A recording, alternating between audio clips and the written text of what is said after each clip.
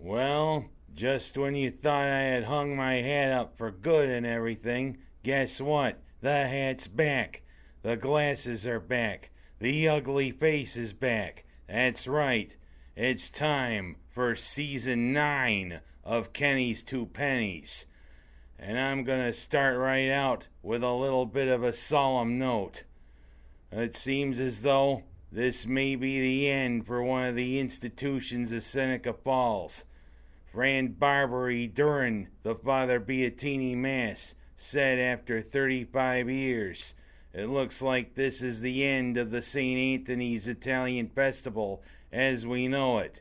What two of the reasons? One, the fire department brought the land that the festival is on, and the festival has to move if it continues. But also, because there isn't a lot of young people stepping up to the plate to volunteer for the St. Anthony Italian Festival, it looks like this is the end in its current format.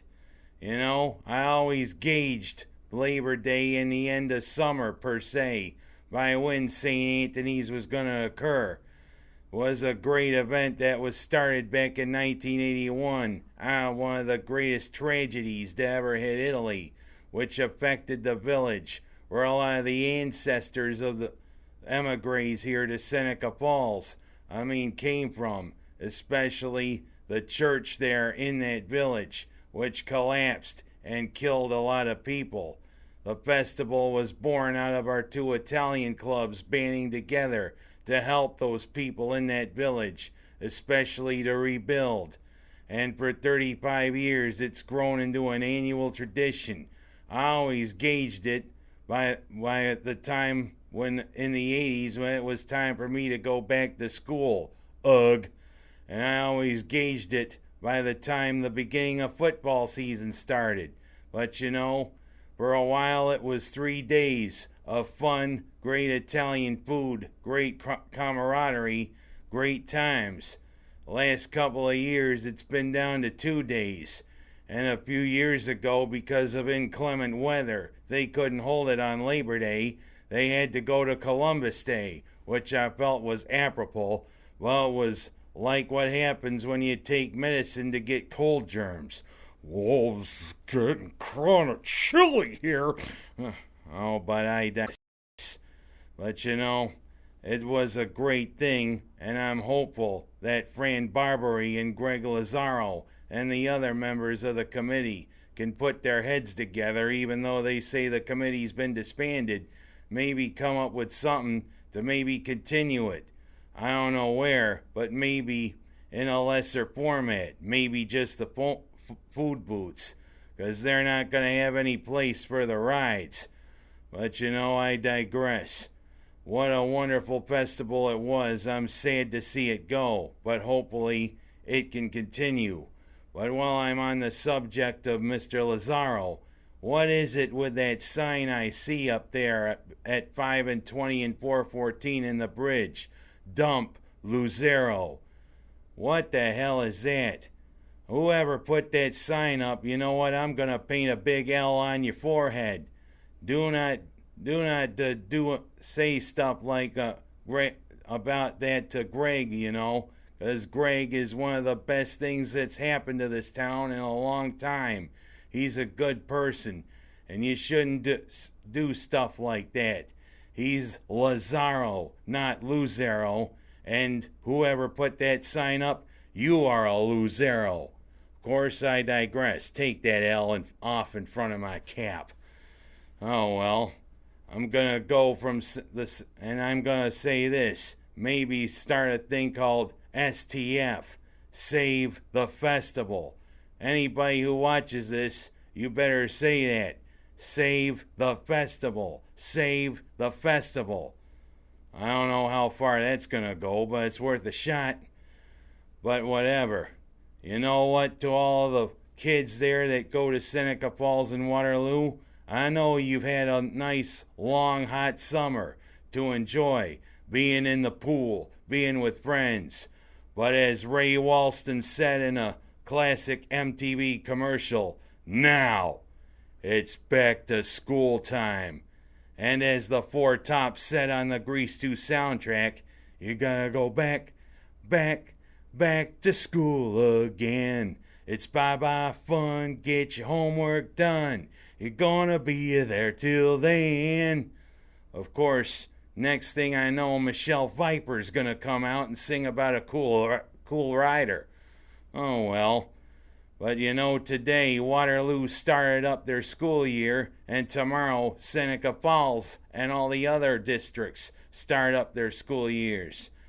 And for Seneca Falls, Superintendent McKevney and Principal Duell come back to help lead the district. You know, Superintendent McKevney, you've done a great job.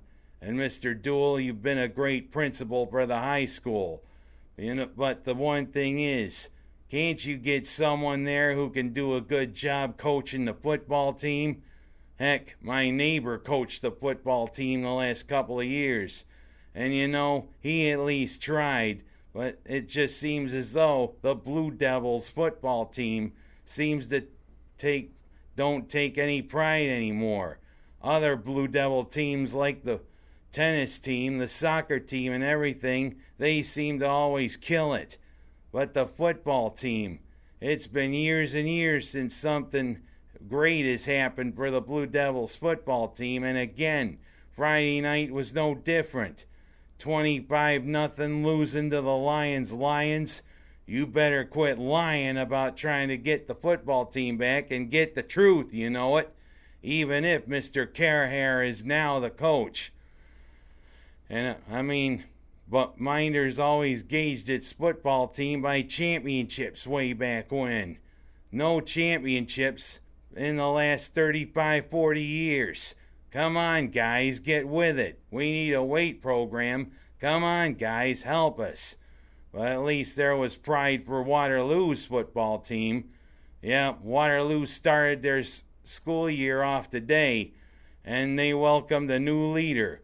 They went from one Terry to another Terry, and that was no cloth. They went from Terry McNabb, who decided to call it a career, to Terry Bavis, a wonderful woman who comes to us from being the superintendent in Penfield, where you can get a writing utensil out of any grassy field that you want, if you know what I mean. She brings her expertise down to Waterloo. Of course, she comes from a superintendent-minded family. Her husband is the superintendent for Marion. You know, there's a lot of leadership in that family, but I wonder, if he's the superintendent of Marion, is there some school named Howard? Oh well, if there's any guy named Cunningham in that district, they know what I mean. Marion, I need my dinner. Marion, I need this milk warmed up. Howard, sit on it. Oh well, I mean, getting to Waterloo having pride, how about their football team? Yeah, Newark went out 14-0 on them, and in halftime, Waterloo made an attitude adjustment. They came out and stormed all over the Reds. Waterloo opened up with a 28-14 victory over Newark, and they sent Noah back to Wayne County looking for a Newark, if you know what I mean. But whatever. Welcome to Waterloo, Terry Bavis. We hope that you do a great job. And I mean, Waterloo needs a great leader, and you are it. Well, we go from talking about back to school to the kids to Orange is the New Fast. Yes, it was the debut of Dino Babers as the head coach for Syracuse. And it was a pretty cool debut if you ask me, even if I couldn't watch the game on television. Listening to it, you could tell this offense is going to be much improved. Eric Dungy, he was pretty dead on passing the ball. And Urban Phillips, and also Ada Mbatawo, a graduate transfer from Maryland, who a couple of years ago did torch the Syracuse defense a little bit when he was in the dome playing for the Terrapins. he torched the Colgate defense. And you know what? 33-7. Yeah, there could have been a couple more touchdowns if there was a little more gumption, but I digress. Cool debut for Dino Babers as the Orange head coach. And you know what's next up? The biggest punts there is in college football. Yep, Bobby Petrino and Louisville come into play Syracuse this Friday night. You know what? That Putz always seems to have his way with the Orange. But, it's time to put that Putz back to Louisville.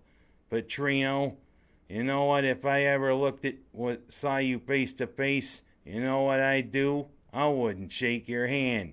I wouldn't even acknowledge that you were there. As you know what?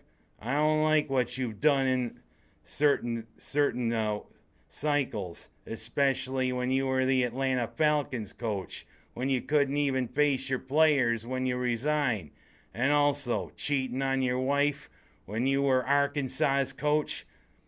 I'm sorry, you are the biggest nincompoop there is coaching. I wouldn't even walk across the room to shake your hand. I'd probably spit in your face. And you know what? I hope the Syracuse Orange, with their new fast break offense, spits in your Louisville Cardinals face. Come into our house. We'll show you orange is the new fast. And I am going to end my debut here for Season 9 by talking about another putz. Yeah, the one that is Colin Kaepernick. What is it with him? And he says, I'm sitting during the national anthem to protest the police.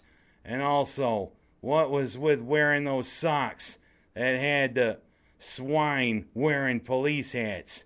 Yeah, you want to protest police brutality and that. Well, you know what? A lot of that police brutality was started by President Obama himself. It seems as though the way he talked about police at times, that's how it started, and the way the media is treating the police. It is absolutely ludicrous, absolutely disgusting.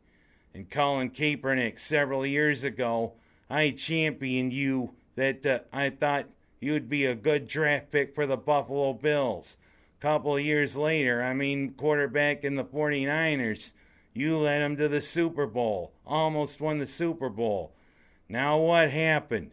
Apparently you got all this money, you got a swelled head, not to mention swelled hair. And you know what? This whole thing where you are totally disrespecting the United States by not standing up during the national anthem, I am just going to end my broadcast with saying this to you, Colin Kaepernick. You make me sick. And another thing, get a haircut. I'm Ken Haas, and that is it for my Season 9 premiere.